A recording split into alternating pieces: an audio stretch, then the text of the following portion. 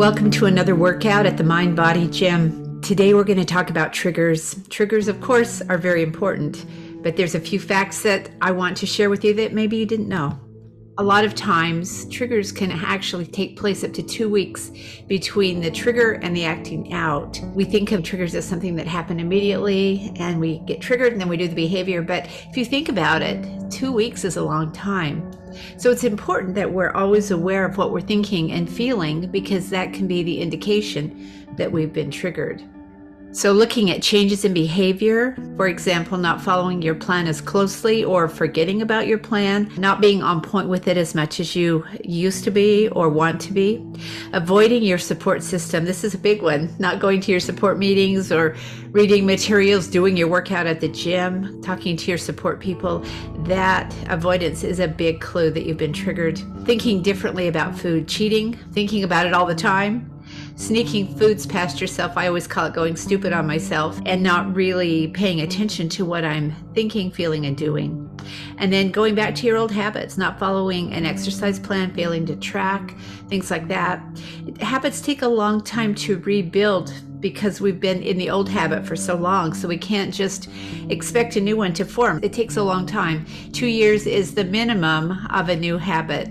If you've been into it for 5 years, then you've got a much better grasp on it. So we want to talk about some of the triggers that you may experience that are very common. The first one, of course, is stress. One of the reasons that it's hard, not only is it stressful, but it slows down dopamine production. And that creates feelings of depression, feeling down, or anxiety. And so we're used to going to food as a drug to help us when we feel that way. It's important to be aware that that's been our old go-to, but it doesn't have to be our standard go-to. So I'm going to give you some other options with each of these triggers, and I'd like you to consider those instead. So mindfulness and meditation, just relaxing, sitting down, grounding yourself, breathing, helping yourself understand what's happening instead of running away and eating. Things like yoga and Tai Chi that are breath exercises that cause you to slow it down, to ground, and to consider what's happening in your body. And then other breathing-based exercises also help with stress. My favorite one that's not on this list is breathing in and then breathing out for twice as long as you breathe in. So maybe you breathe in for a count of 4 and out for a count of 8. And it activates the parasympathetic system, which is the slowing down, the brake on our body. Inhaling is pushing the gas, exhaling is pushing the brake. And so if we do that, it always relaxes us. The next trigger is blasted, and that's an acronym for bored, lonely, angry, hungry, stressed, tired, excited, and depressed. And there's also a lot of other words that we can use, like empty. These emotions leave us mentally drained and more open to relapse. When we look at food and use that to help us feel better, then we've actually pushed the issue down and we haven't really fixed anything. We've just created a new issue, new problem for us. So it's important to look at the long-range picture. We know that willpower gets depleted through the day. We're strongest in the morning unless we do things during the day, like taking naps, going on walks, things that are just giving us a break from the grind of life. And so by the end of the day, if we're in a blasted situation, we are in danger of going off of our food plan. So other options, do a body scan from the top of your head down to the bottoms of your feet and find out what you're really feeling physically and emotionally, so that you can be aware of the danger zones. If you're driving down the street and there's a big old pothole, you're going to avoid that pothole. And this body scan allows you to find the potholes. And then also tracking your food, your exercise, and your emotions. That keeps you honest and it puts it out front of you. And most of us, when we see it that way, are more prone to stay on our plan.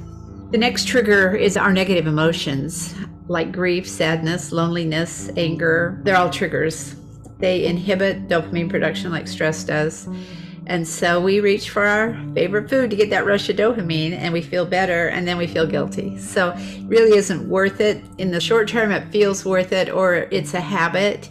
In the long term, it's not what we want to do. So there are options: journaling, talking to yourself through it, going for a walk, especially in nature. There's a lot of evidence that shows that doing that is really, really helpful. Some evidence even shows that it's as good as taking an antidepressant.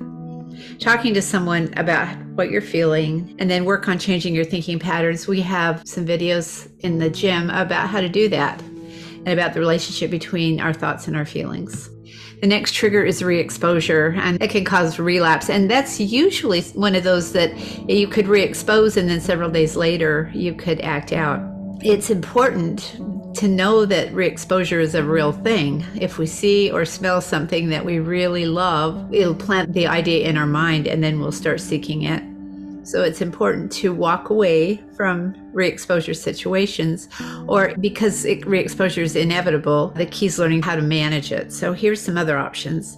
Sometimes it helps to just go abstinent from whatever that danger food is. If my re-exposure food is a donut, I will abstain from donuts for 3 months and reevaluate. Or I may choose to abstain from donuts for a year and reevaluate until it doesn't have that hold over me that it has in the immediate present. Have a friend with you if you know you're going to go into re-exposure, or if you've been re-exposed and you know you have to be re-exposed again, take a friend, and that will help support you and walk you through that. And then if you can, choose to have one bite and throw the rest away.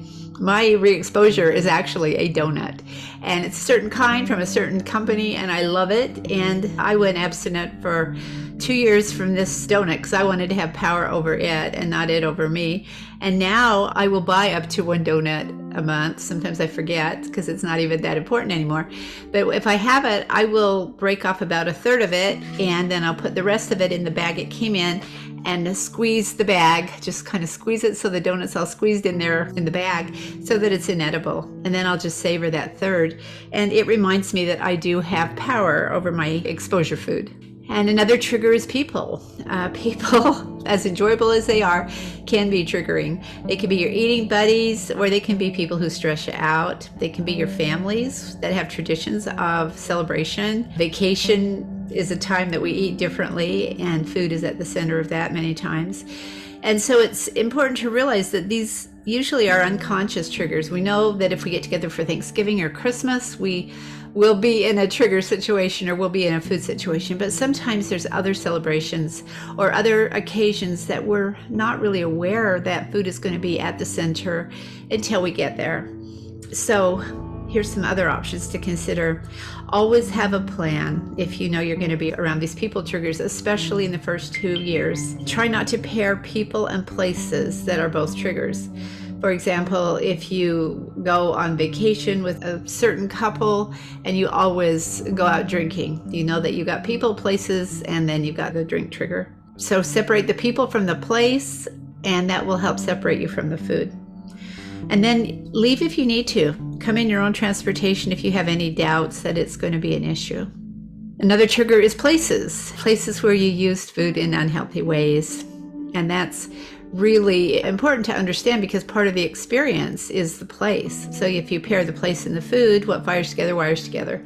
And so you want to be really aware, if you go back to, I call it the scene of the crime, that you have a really firm plan in place.